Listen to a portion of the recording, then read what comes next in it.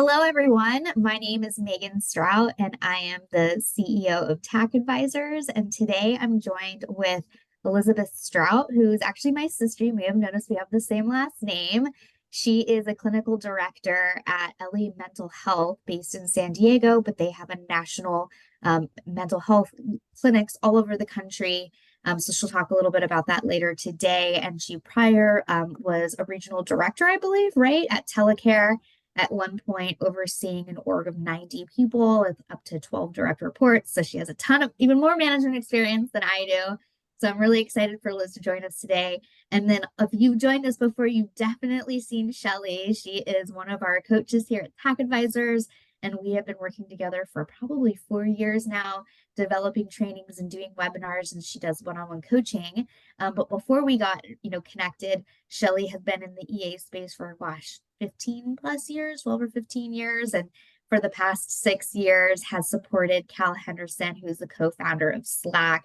And she also has done management of EAs at Slack. So she has a ton of great management experience too.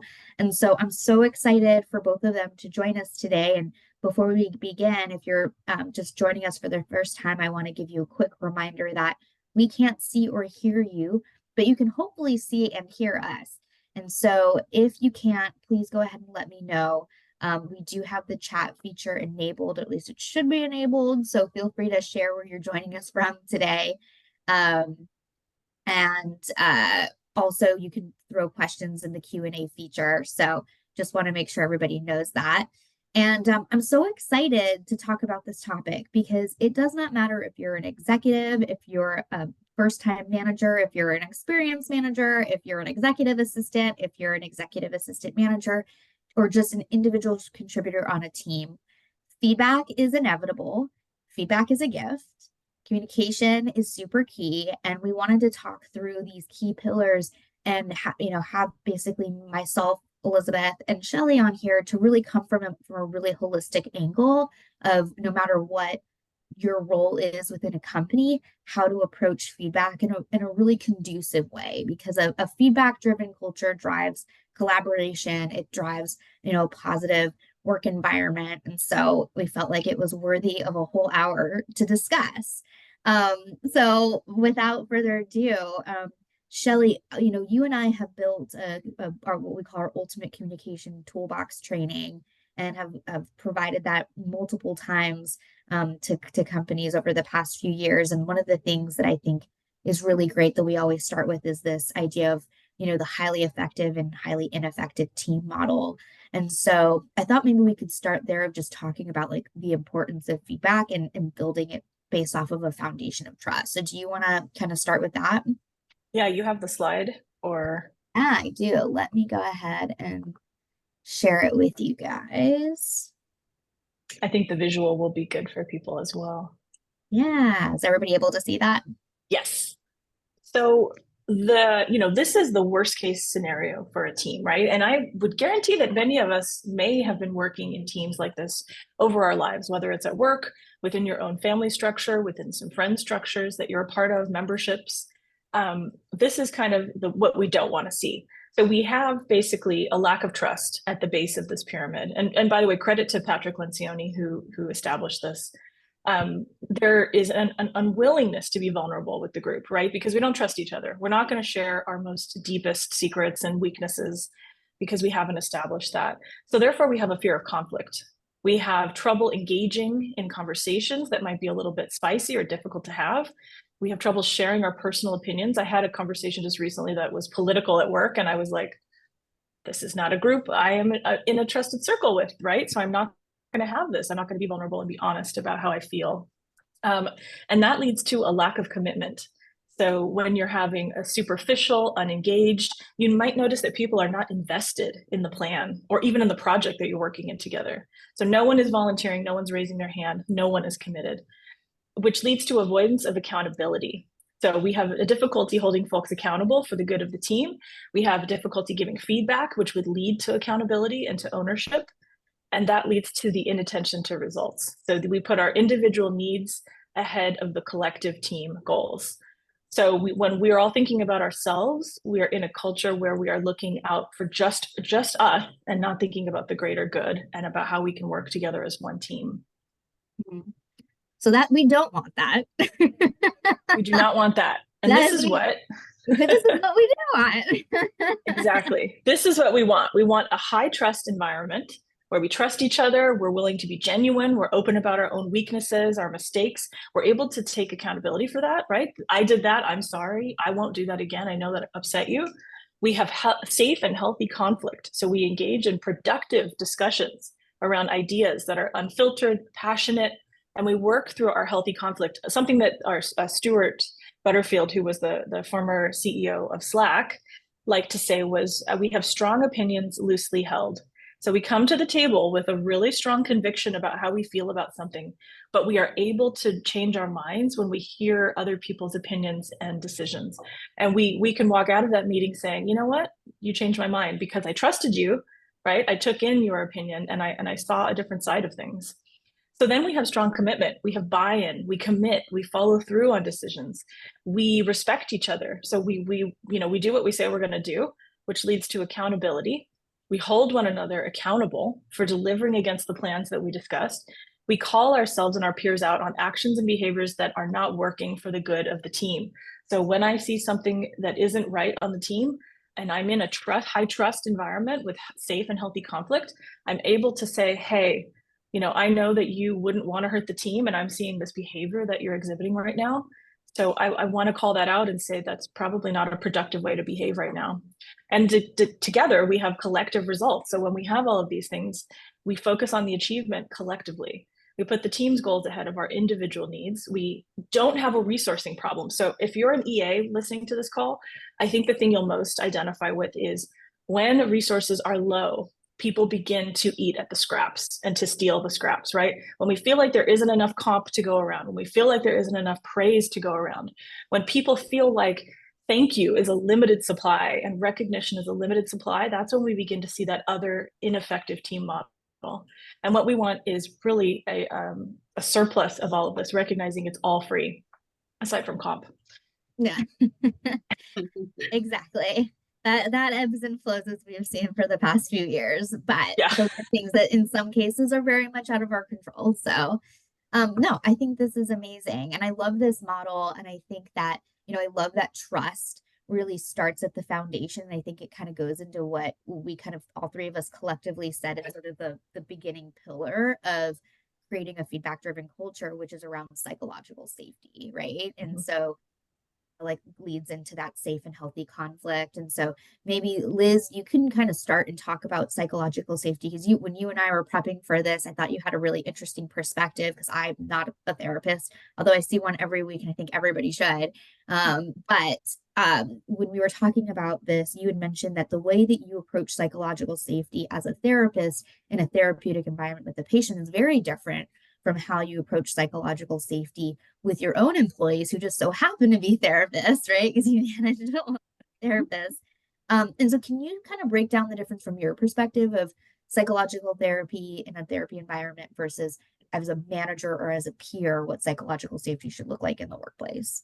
Yeah, absolutely. And I think, one of the things that I really want to get across here is, and why I'm happy I'm here and I can share my feedback and my insights is, the way that I manage and my leadership style, I think can be adopted by anyone. I don't think it's the way that it is because I'm a therapist. I don't think that you need to go to school to be a therapist to manage the way that I manage. So I like to make that, I think, pretty clear, that the skills that I have and the things that I do for my staff, anybody can do. And that's one of the ways I think that I can differentiate between what I do in therapy and what I do with my staff that I manage. And we did have a really great conversation last night about the difference between the two, which was really insightful, and want to kind of make clear the difference between the two settings. I think what is consistent across the board between the two is that I still maintain the same values, within my therapy sessions that I maintain within my one-on-ones with my staff. And that is authenticity, compassion, creativity, which happen to be some of the values that Ellie Mental Health holds that we'll talk about later. And one of the reasons I feel so tied to that company. But I am still my genuine self. I am still very compassionate, but I hold accountability very different within my therapeutic setting and within my one-on-ones. I ensure that the relationship that I build with my clients is obviously very much based on their history, their current stressors, and how the way that they deal with conflict now may be related to what's happened in the past. That's not my role as a manager. It's not my role as a manager to try and help to point those things out for you or to provide you with insight, because we have work to do. And that's why I think it's extremely important, like Meagan said, that if that's something that you need and you're seeking, to find a therapist that can support you through that, because your manager should not be that emotional support for you. And it definitely blurs the lines. Mhm. Yeah, I think that's really interesting. I know for me, and it's something that um, I try to encourage as a manager and as a leader at Tack, and I'm very open to, and I think also kind of going around psychological safety and building transparency. Like my therapy session is on my calendar every week and it's not private. Like people know that's where I am. It's the one thing I won't move. And it's the one thing that I think keeps me sane to run this company, if we're completely honest. And I'm also very honest about, you know, this job, being a leader and being a founder and is hard, right? It's like a really challenging job. You're dealing with team dynamics, you're dealing with like company dynamics, you're dealing with client dynamics. And so, I try to keep a consistent and like emotional base, but there are some times where like I even am dealing with some challenges personally or in the workplace, and I need to create space for myself. And so I think the fact that I'm like very transparent about that, and like if I need to move my one-on-ones for the day with my team because I know I'm not going to show up in the best way possible, because I really like to structure our one-on-ones where they can come to me and ask for help, or we have blockers, unblocked. And if I know that I'm like not in the headspace for that, I try to move that stuff to the side and reschedule them to a later date, but I'm honest about it. Right. And so I'm vulnerable and I say, today has been a really hard day. Is it possible for us to move this so I can be fully present for our meetings? And so that's like one way that I try to create psychological safety within my own team. And I think the other piece around psychological safety from a management perspective is I really try to encourage the team to come up with ideas and ways to improve, because I'm only one lens, right, of the business, and my employees are the ones doing the day to day on the tax side, doing the recruiting piece, right? They're much more involved in recruiting now than I am. I've had to really take a step back from day to day recruiting to focus on managing this as well as managing my new company, eaRISE. And so I have to really lean on them to bubble up and tell me if something isn't working, or if they come up with a great new idea of a way to do something that we're doing even better. And so, like for our managers, we have every 3 weeks, we have a manager's sync and we go through this start, stop, continue model. I don't know if you guys are familiar with it, but start is new ideas of things we can do that we haven't done before. Stop is what's not working, and let's have a discussion on whether or not we should just eliminate that process altogether. And then continue is acknowledging what's working well and what isn't. And I'll be honest, there's times in those meetings where people have these new ideas, and in my head, I'm like, that's not a good idea. But I don't want to discourage them because I don't want to squash the creativity process. So instead of being like, yeah, I don't think that's going to work, I will say to them, that's really interesting. Can you tell me more why you think this would work? Can you walk me through the thought process and the step by step? And I try to guide them. And then maybe at the end, I'll be like, here are my concerns of why I think it might not work in this setting for this reason. Right. And so again, giving feedback, but really coming from a place of curiosity and helping sort of guide them to try to get to where I think they need to be, I think is another way of creating psychological safety. You add to this around what you consider as psychological safety and in the workplace, both working as a teammate cross-functionally, working as an admin manager, working as an EA and supporting an executive. Yeah, so I think that it's funny we use the word feedback, and we're thinking of feedback generally as like a structured or unstructured moment in time, and we're talking to one person about an instance in time or something that they're doing behaviorally. But the truth is that feedback is everything that you experience while being present with another human being. You're getting feedback from them. You're getting body language from them. The way that you're holding your body when you're talking to someone says a lot about how you feel about them and how much you respect them and maybe what you're trying to convey to them. So like I remember reading a book when I was very young about body language, and they said when you interview, you should always mimic what the interviewer is doing. So if the interviewer is going like this, you should lean in and casually do the same movement, right? Touch your face the same way, fold your arms the same way. Also, folded arms says something, right? Folded arms says I'm guarded. Touching your face or your throat says I'm uncomfortable. So think about, your body language. So feedback is happening whether you want it to happen or not. And if you are very conscious of the way that you're showing up for people, for your team, the way your tone of voice is, the way that you begin your greeting to them. I'll give an instance. So for me, I'm very business. I'm very, very much like I wake up, I'm like a machine. I've already got 10 questions for people, and I don't say things like, good morning, I hope your weekend was great. Tell me about your cat. I hope they're feeling better. And it has not been easy in the past for my team to understand just the way that I operate. Because I'm like, oh, I've got 45 things to do. Like, do I really want to ask about the cat? We'll talk about the cat later. But I think putting the time in to establish the trust, the relationships, and to really show that I genuinely care about the people on my team, it means that in the future, when I ask for a favor, when I ask for someone to do something that I need quickly, I've already built that trust. I've put the time in. I think now I can honestly say everyone on my team knows that I would do anything that they need for them ever. I would go to bat for them. I'll fight fights for them. I'll go up to leadership on their behalf. And they know that because I have done the things that I said I would do. And I have been held accountable to the things I promised them. And I have never been someone who says like, oh yeah, I'll do that. And then they have to ping me 3 times, because those are the people at work who you work with and you go, they're just all talk, they just say they're going to do it, but they won't do it. Yeah. Yeah. No, I think you bring up some really interesting points. And I laughed when you said that you're all business and you just go in and you're like, I don't want to talk about the cat. Because I remember when I was an assistant, like 10 years ago, gosh, oh God, it's been that long. I was the same way because wasn't originally an EA, I was an operations manager in hotels. And so I was just so used to like the moment you step out into the front desk, you're just getting bombarded with questions, with guests, with things going off. And so I just kind of figured that's how the world works. And then when I moved into my EA role, people wanted to chat with me a lot more. And I would go into these meetings and I'd have some executives who were the same way as me. And they would want to just be like, run down the list. It's like, boom, boom, boom, boom, boom. I'm in, I'm out. See you later. And then I had this one executive who was like, he's like the nicest guy. We're still friends on Instagram and like message each other. It's so sweet. It's been cool to see his family grow up.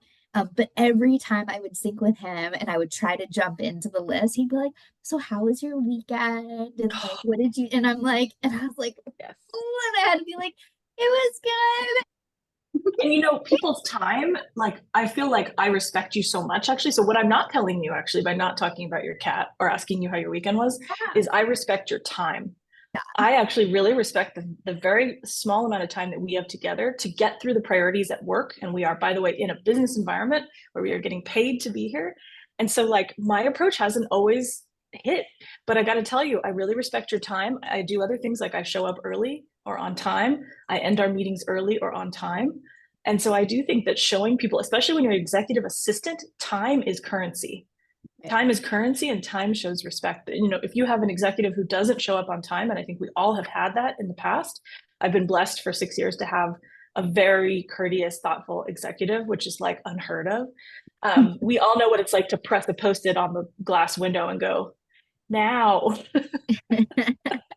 But that's how that's how you drive accountability and trust within your company, is your executives from the top down are creating that culture at the company, whether they believe it or not.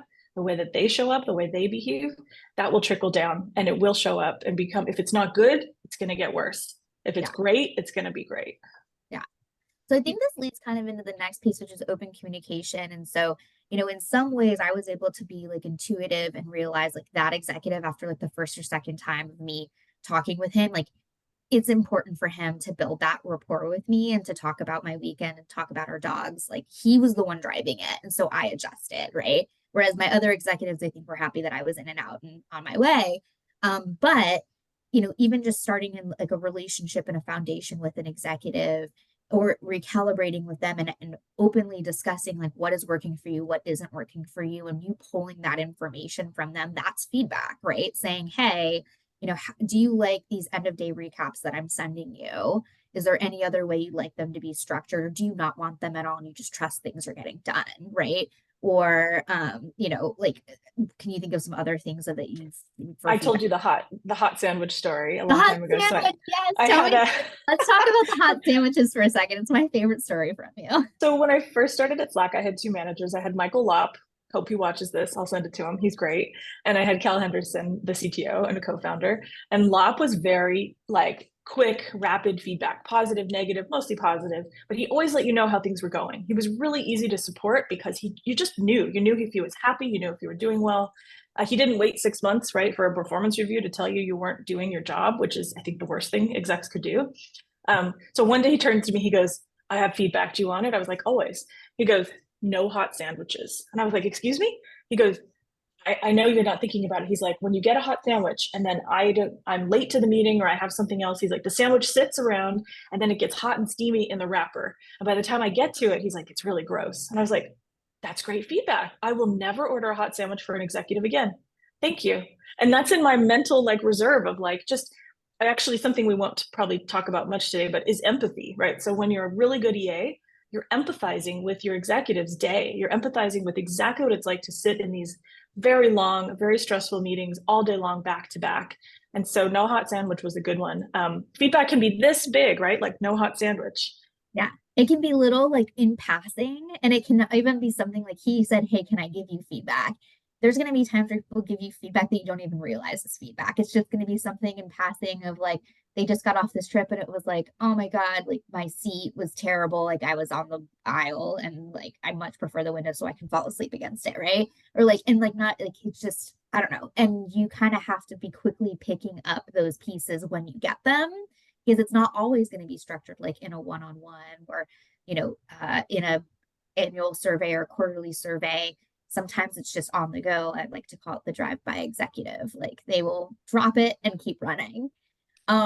Liz, from your perspective, like what do you think about communication and the best way to give communication from a management perspective, but then also, is there any sort of differentiation between that and in a therapeutic setting? Well, I like what you're both saying, and I think that we're all on the same page in that, part of the open communication that really feeds back into the psychological safety is giving feedback in the moment. And that's what I hear you both saying, right? I personally, as before I was a leader, was given feedback way after the fact for a behavior I was engaging in, and I had no idea. And I received it at my review. And I thought the last 6 months I've been doing this, and no one thought to tell me so I could have a chance to change. And actually, Yeah. the feedback has immensely impacted my leadership style to this day. So it was fantastic to receive, but did not feel good knowing you've watched me do this for so long. And there, I guess, wasn't that trust. So I didn't feel the psychological safety in that manager staff relationship. So I think a huge piece is open communication and your staff trusting that you will come to them when something is maybe not working or they have an opportunity for growth in an area that really lends itself to a trusting relationship. And it goes both ways. Your staff need to feel like they can come to you and provide feedback if they're not getting something from you that they need in order to be the most productive staff that they can possibly be. And that absolutely is the same exact thing for therapeutic settings. And anybody that's thinking about going to therapy, it definitely can feel very power over that your therapist is, on this pedestal and they can do nothing wrong. Same with management. Everybody deserves to feel as though they have a voice to say, this isn't working for me. And I need this from you as a leader. And there's obviously appropriate ways to do it, but that's a huge piece of the open communication back and forth and being a leader that's willing to accept, I can continue to grow. I may have been in management for the last 10 years, but I'm not the best manager there is. I have so much to learn, and I learn every day from my staff. So making sure that reciprocity is there is extremely important, and giving space for that at the end of all of your one-on-ones, all of your therapy sessions, to say, am I giving you what you need from me? Is there anything that I could do better to help you be the best at whatever it is that you're working towards? Yeah. And I just started seeing a coach through Lyra just for a couple sessions, just kind of like to get me onto my next thing. And she's so great. And she basically says, what do you think you need from me today? And I thought, well, that's so interesting. You go see a coach. I think she also does therapy, but she's smart enough to say, like, am I giving you what you need from these sessions? Like, why are you here? Because we're not here to talk about like an issue I'm having emotionally. We're here to talk about career and getting through, difficult sort of like things in your life, in your career. And so she's so self-aware. I just think that's so great that you're right. It's not just you, it's your manager, it's your therapist also asking, am I giving you what you need? Why are you going to show up again? Because if I'm not giving you what you need, why are you showing up, right? Why are you here? yeah, I love that. And if we take it from even peer-to-peer relationship, employee to manager relationship, I think that there's this timeliness and structured aspect of how to and when to give feedback. And I think also recognizing that everybody receives feedback differently. And so now that I have this new company, eaRISE, I have a new employee. And this is the first time we've ever worked together. It's the first time I've had a new employee in a while, because we've had pretty good longevity with people at Tack.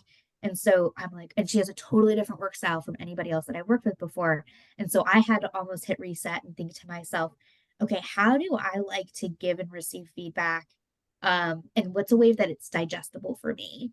And so one of the things I had mentioned to her is like, what's been really helpful for me in the past with people that I've worked with is if there's like a handful of questions that they have, and it doesn't have to be just for one-on-ones, right? Because like there's going to be some stuff that she needs answers to quicker. If she can send me a bulleted list of the things that she has questions about or the stuff that she needs help with, it gives me a moment to read and digest and then start coming up with thoughts or solutions before we go into the conversation. That's helpful for people. It's not helpful for her. So it was really interesting because when I did that to her, she immediately picked up the phone and was like, it gives me anxiety when I see something, and I'd rather you just tell me live so I don't sit and like ruminate on it.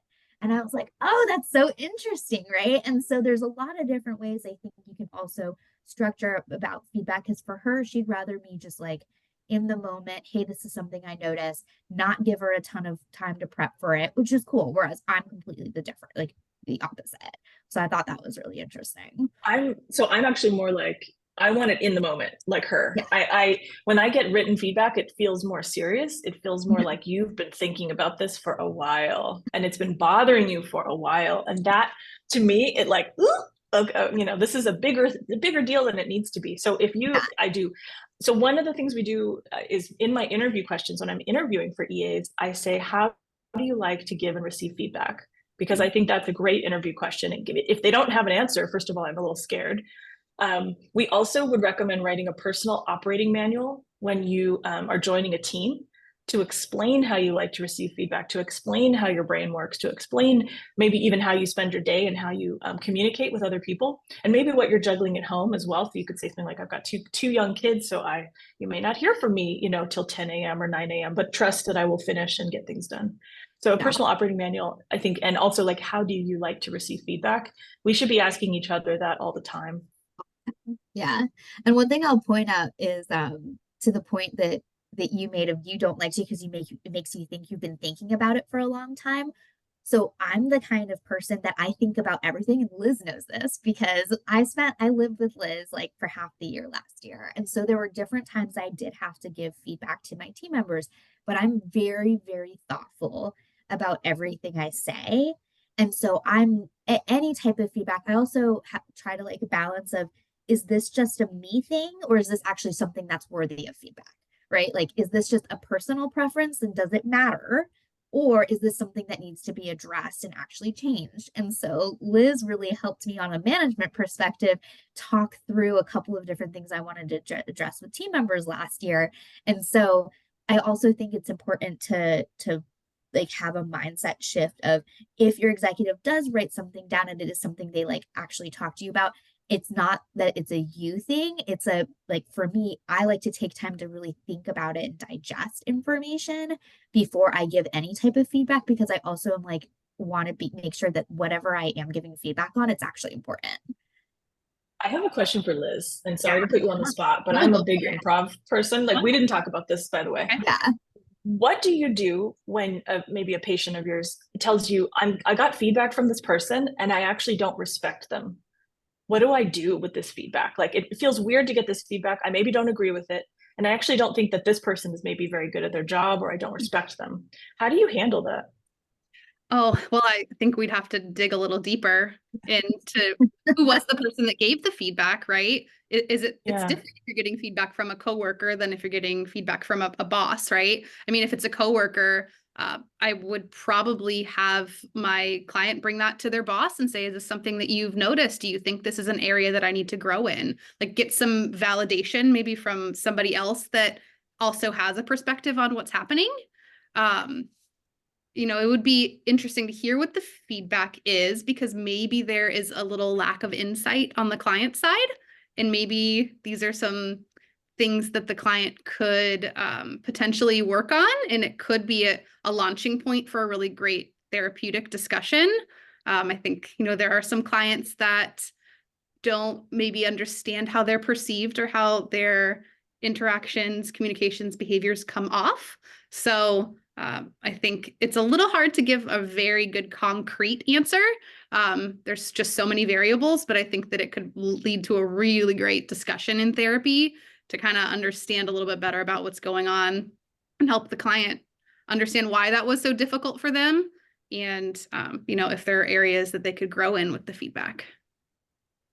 It's so interesting because like, you've kind of broken it down into layers. Like, first of all, it could be completely valid feedback, and you haven't ever realized it about yourself. Second of all, it could be that this person is just a very personal piece of feedback that only affects them. Like Meagan kind of suggested, that some feedback is like so specific, it's, you kind of just say, okay, thank you, that's great for me to know, and do with it what you will. Or it could be that it's this person has also just experienced you in a different way than other people have, or experienced that moment. So it's like, it could be many things, but it seems to me like it's still worth investigating. When you get feedback, you still really should think about, this is clearly affecting someone, so I need to think about how I can, possibly change. Absolutely. And one thing that I want to point out here, we're talking so much about feedback and when to give it and how to give it.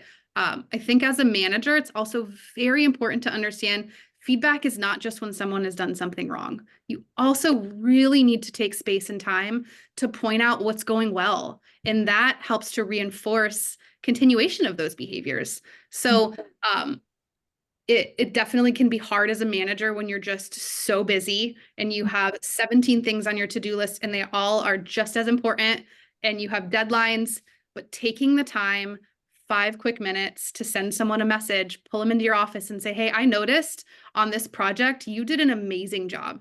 I just want to point out, I'm so thankful for what you did on this, or I really love how you did this. That is almost more important than the feedback on things that aren't going well. I honestly think it is more important. So I just want to point out that is also part of feedback. Feedback is not always about what's going wrong. Yeah. Definitely about what's going right as well.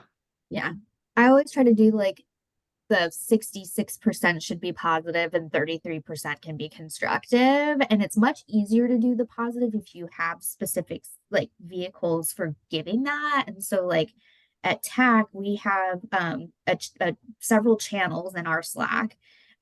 We have one on testimonials from clients, one from testimonials from candidates, and then one from testimonials on coaching.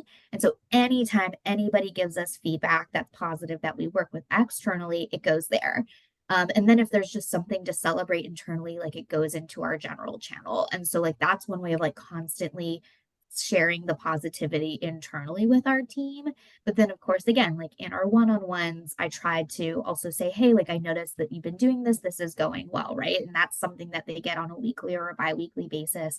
And then again, using that start, stop, continue model, the continue piece is really to celebrate what's going well. Like what have we seen that we're working on, either tactically or even on an emotional intelligence level as a team collaboratively. And so I think having various, and then we do quarterly surveys, right, as a team and celebrate, hey, these are areas where our net promoter score has gone up. And then here are some areas where we're still like not seeing improvement. Let's have a discussion why. And so I think creating some structures internally where you're constantly getting touches of positive feedback helps ease the blow when feedback is maybe more constructive. And I think we just saw somebody in the chat, Melissa mentioned, I think it was Melissa, but that Defensiveness, right? yeah, to not be defensive, because if somebody's taking the time to give you feedback, unless they are truly like a narcissist, like an evil human being, and then then it's really that's a them problem. Most of the time, people are giving you feedback because they care about you, they appreciate you, they love you, and they want you to be better. And so I think going in with that Yes. mindset, which is kind of the next topic we were going to talk about, was this continuous improvement mindset, right? This growth mindset being so incredibly key in this communication and feedback model to be successful. Ooh, I want to. I just wanted to say, oh, sorry. In response to Melissa, by the way, the answer to that, regardless of how you respect the person or how you know, what your position is with that person, is just thank you. Thank you for the feedback. Thank you for the feedback. Process the feedback. Don't say but or what or I disagree. Just say thank you. Do you mind if I take some time to think about it? I'd like to get back to you. Yep. Wow, it's like we rehearsed this and we really did it.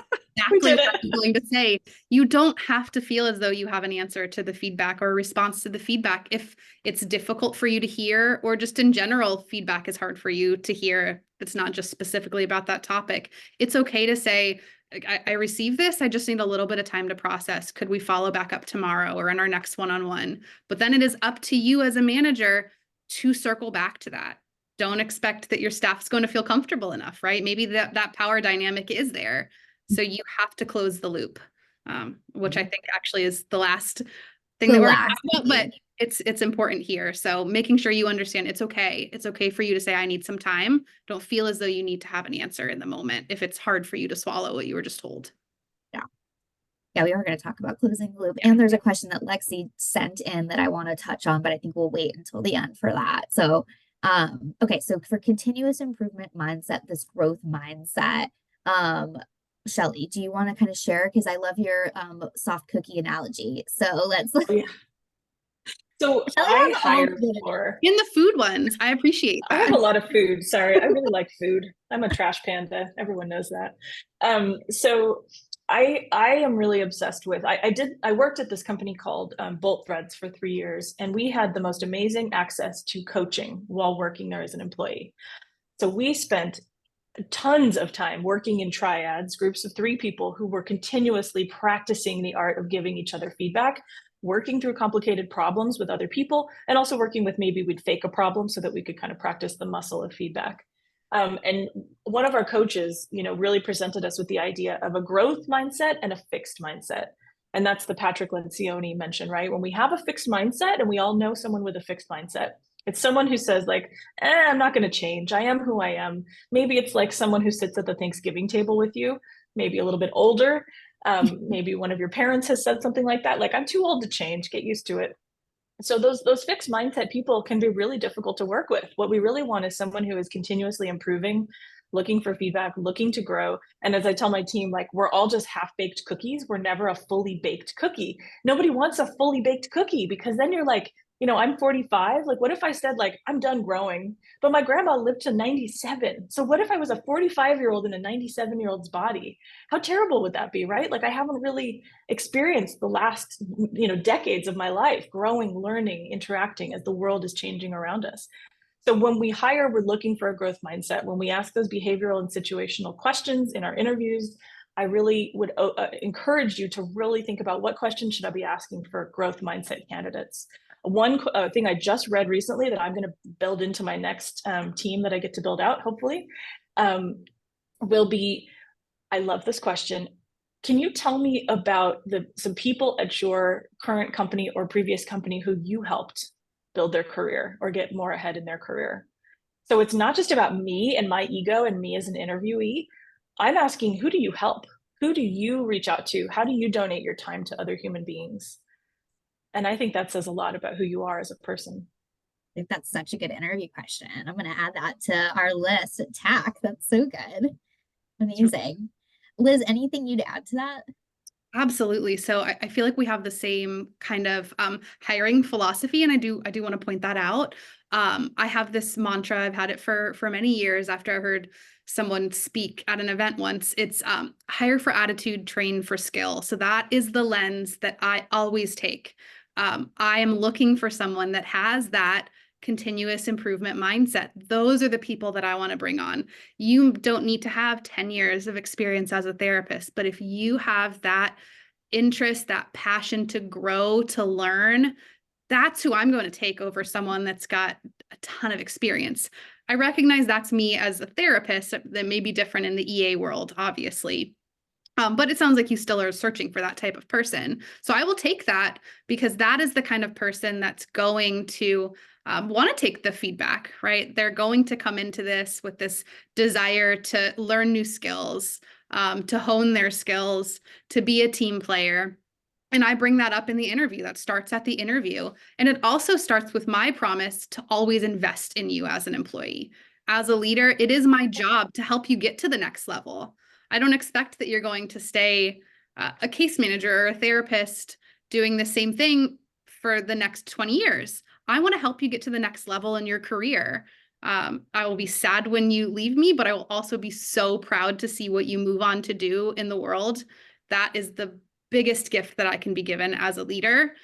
So that's really where I feel the continuous improvement mindset comes in bringing it into every single one of your one-on-ones.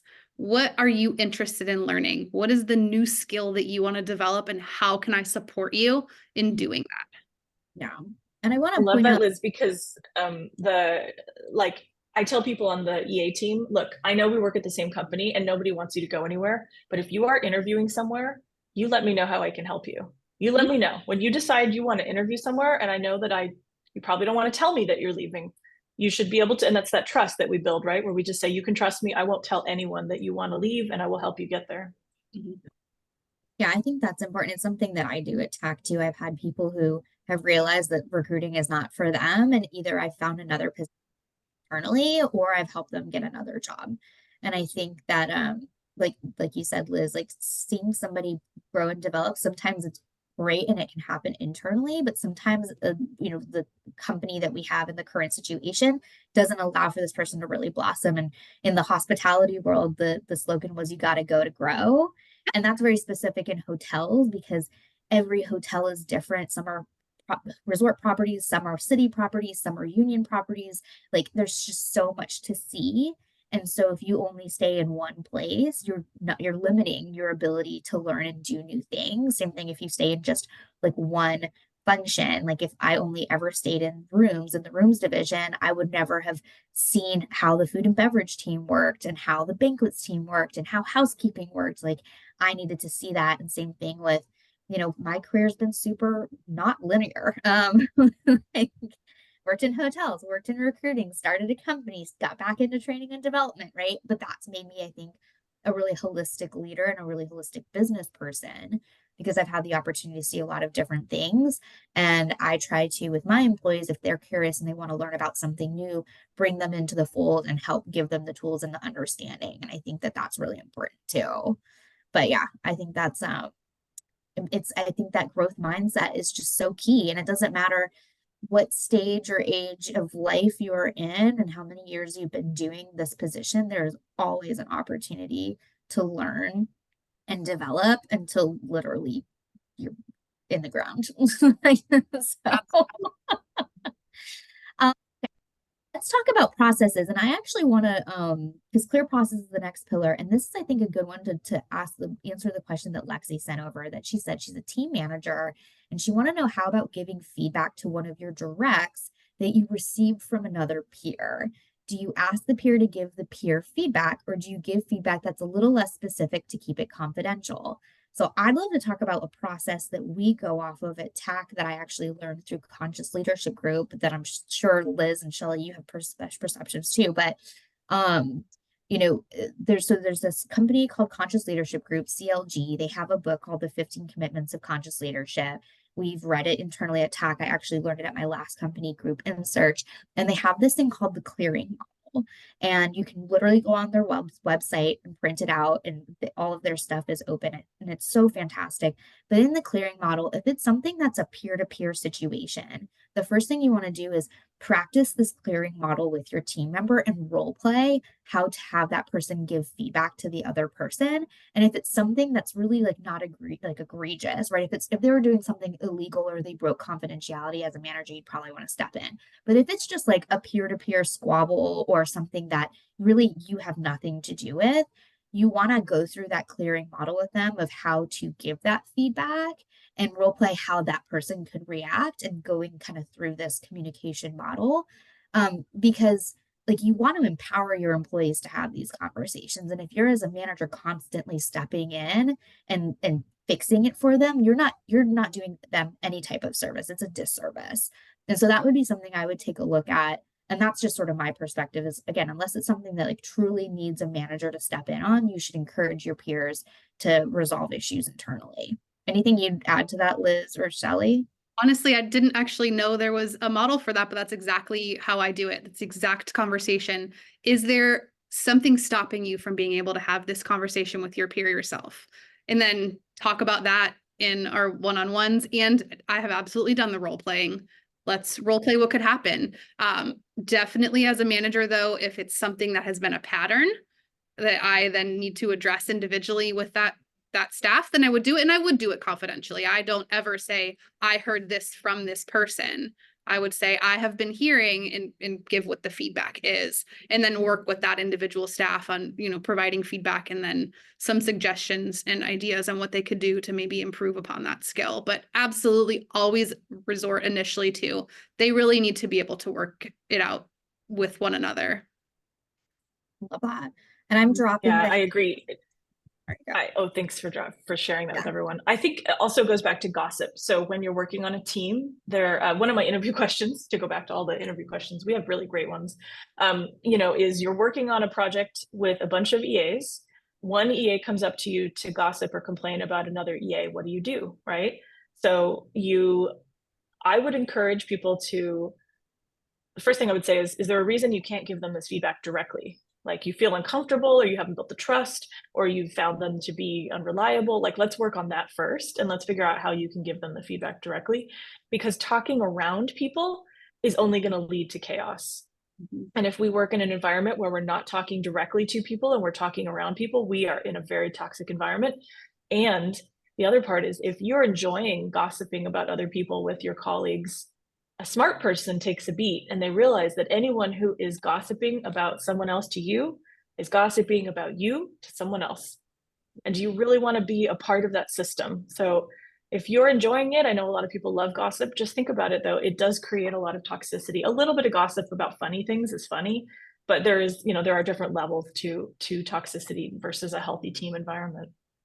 I love that you said that. And it brings me back to something at my last company that's fantastic, and I would encourage other people to do. We actually had a culture agreement that we would review when someone would start, and then we would review it in team meetings. And it actually directly addressed things like gossip. And we made it very clear from the beginning that that's not a culture that's within our team. It erodes trust.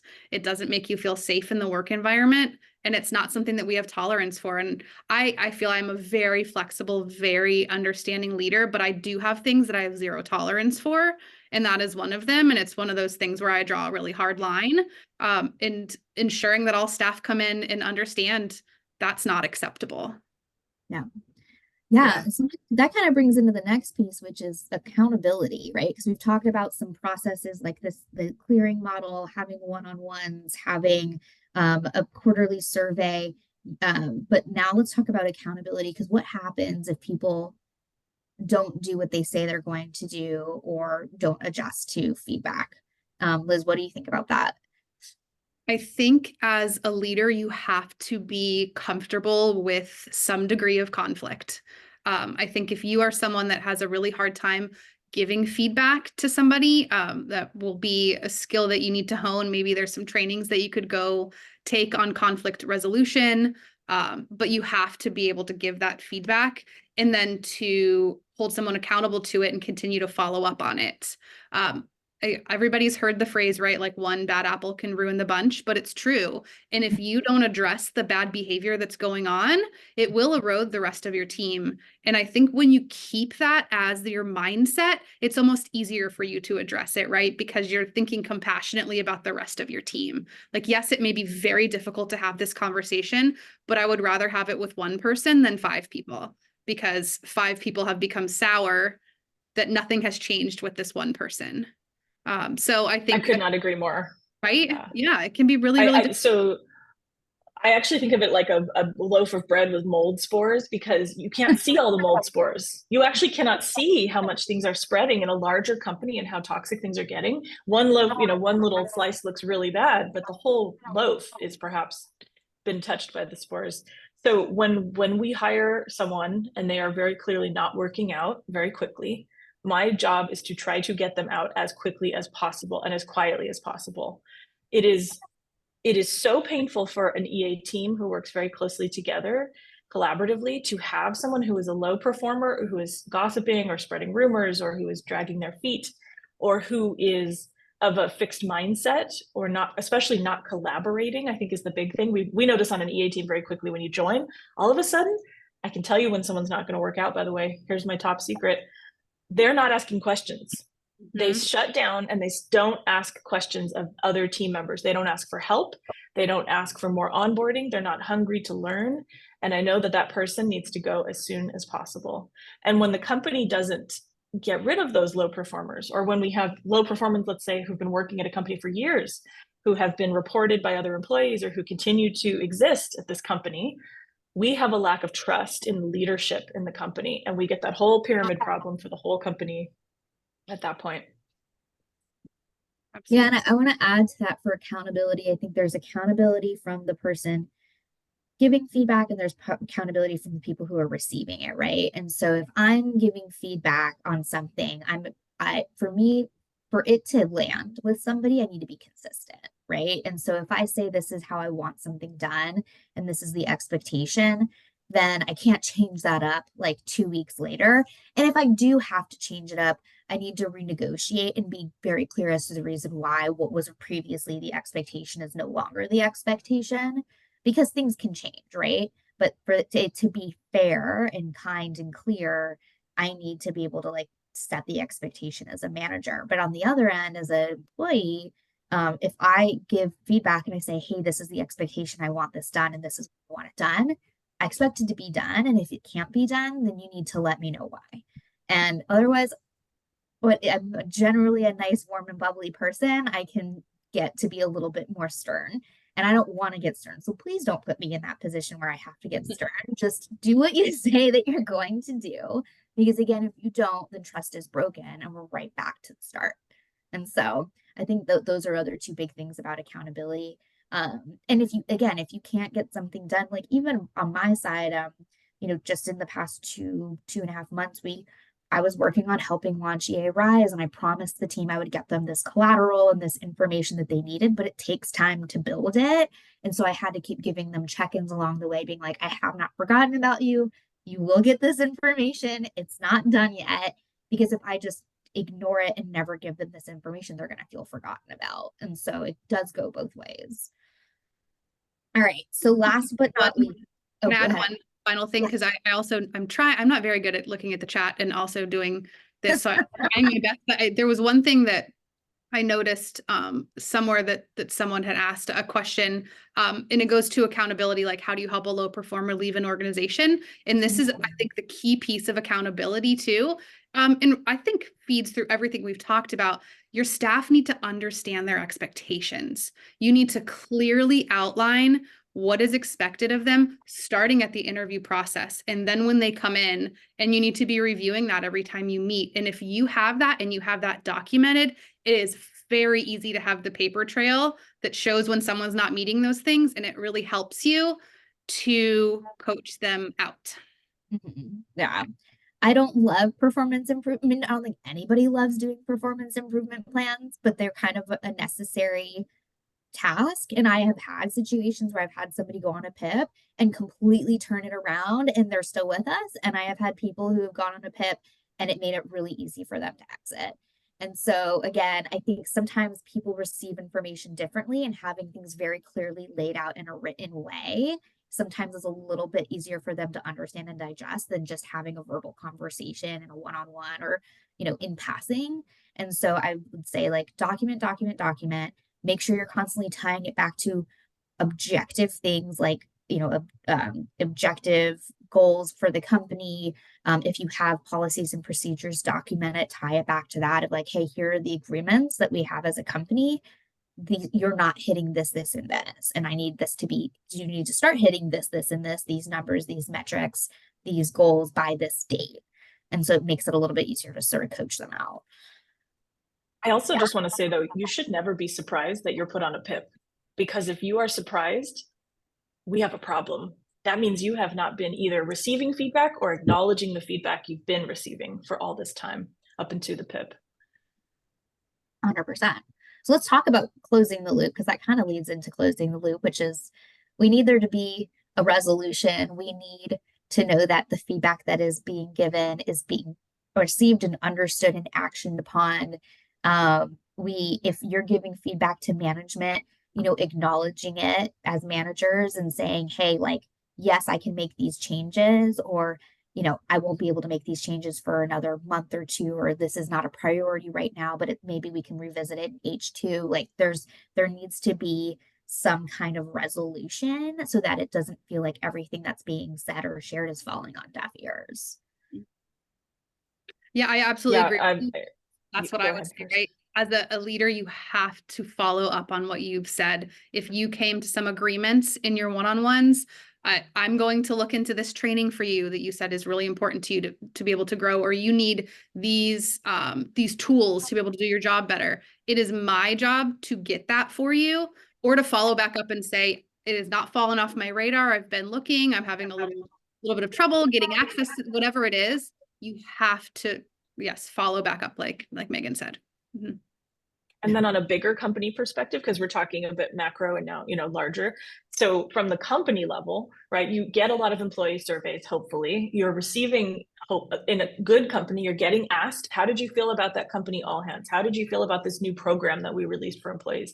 How do you feel about your new benefits? You probably get a survey every year. If you don't see the results being published in a way or acknowledgement of changes or improvements that are happening, I think that can lead to a lack of employee trust and sentiment over time. So if you are leading a company, if you're an EA, maybe you're supporting the CEO, please remind the CEO and leaders that they also need to show that the employee sentiment was taken in and that they're actually acknowledging it and making changes as needed. And if they're not going to make changes, why? Why wouldn't we do this, right? Like I always say, like, something I had to learn, actually, here's a flaw for me. Something I had to learn while working at Slack was always start with the why as a leader, because you're trying to get people, and you obviously think it's obvious why people should help you with an event or an offsite. Like, of course you should. You're on the team, your people are underneath my boss, and so therefore you should help me. But it's like, why am I helping you? So lead with the why when you're asking people to do something, you're approaching a problem or a new project. Explain to people why changes are happening, why calendar movements are happening, even like the tiny little things that affect people every day. Why did this meeting just get deleted off my calendar? No one has told me why or what is happening. And that's that feedback loop too. I love that. All right, so if we had to like sum everything we said into some like key takeaways, I think the first thing is about like psychological safety, building trust, and figuring out what type of feedback culture works for you in your organization. And I think, Elizabeth, you said it's about like, do you do it tied to your values? Like, what are your company's values, and how are you structuring then your various mechanisms for giving feedback in a way that aligns with that? And then we talked about some specific vehicles for feedback, right? Having a one-on-one, we have just a really basic one-on-one Google Doc that we use every week. And the top part is a quick personal check-in of anything I need to know about the person who's upcoming time off, upcoming, things that I should just be aware of, and then it's a section for them of, what are their current blockers? What are their goals they're having a trouble meeting? What are the things they need help with? And then the end is me giving them an update of like, hey, here's what I'm working on. Here's where I'm like, I haven't gotten to what you said you needed before, or here's my priorities for this week, just so you're aware I won't be here, but I will be doing this.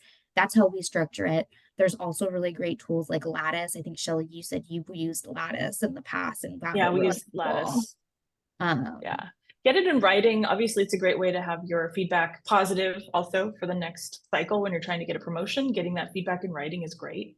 Yeah, keeping track. And then having little vehicles like Slack channels, or back in the day before Slack existed and I just had email, I created an awesomeness folder in my inbox. And anytime I got any type of positive feedback, that email was saved in the awesomeness folder for me to revert back to later. And so you don't have to be super tech savvy, but if you have other tools like a Lattice or anything else, you can do that too. And then I'm trying to think, is there anything else I missed that we talked about? I think again, just closing the loop, creating clear agreements, getting things done as agreed to, or if you can't, renegotiating, giving people an update as to why it's not being done. Yeah. Perfect. Well, this was great. Yeah. This was so fun. Liz, you should do sessions with us. No, I was actually thinking Yeah. to debrief after, and I'm going to tell you how much I want to come back. So Yeah. Oh, amazing. I'm getting kicked out of my conference room, so I have to run. Great. Well, Feedback. Liz, really, why don't you really quick just tell people a little bit more about Ellie mental health in case people are interested in learning more about having a third party on, something that's not attached to work for additional support. I will be so quick because I want to respect everybody's time. But Ellie Mental Health is a national mental health brand, really, really unique. It's actually a franchise. So all of the clinics near you are locally owned and operated. We have the beautiful Ellie corporate brand that we get to fall back on and get support from. So we get to thread all those values through all of our clinics, but then they're all owned and operated by people that live in your area, that know what you need, that know what the therapists need, which I think is so beautiful and so individual. There are, I will get the number wrong, but something like 220 clinics throughout the US. If you go to elliementalhealth.com, you can search for your location. We really are priding ourselves on getting back to in-person therapy. We accept all major insurances and self-pay, so you can have that human connection and you don't have to pay an arm and a leg for it. And you're getting quality therapists because we really value putting our therapists first and creating an environment where they feel like they can thrive so they can be the best for you. It's really beautiful. I encourage everyone to check it out. I feel very, very connected to the mission of this company. They have great social media. I am on TikTok for the first time in my entire life. If you'd like to check us out, Ellie Mental Health SD. It's really entertaining. It's very entertaining. We're having a great. Is based in San Diego. So if you're in the San Diego area, you can go and check out and maybe be a patient of Liz or one of her employees. But they do, like they said, have clinics all over the United States. Awesome. Well, thanks everybody for joining today. This was such a fun session, and just as always, love doing this with you, Shelley and Liz. We should definitely do this again. Absolutely. Happy to be back. Definitely. Okay, Thanks have for a great day, having me. everyone. Bye. Bye. Bye.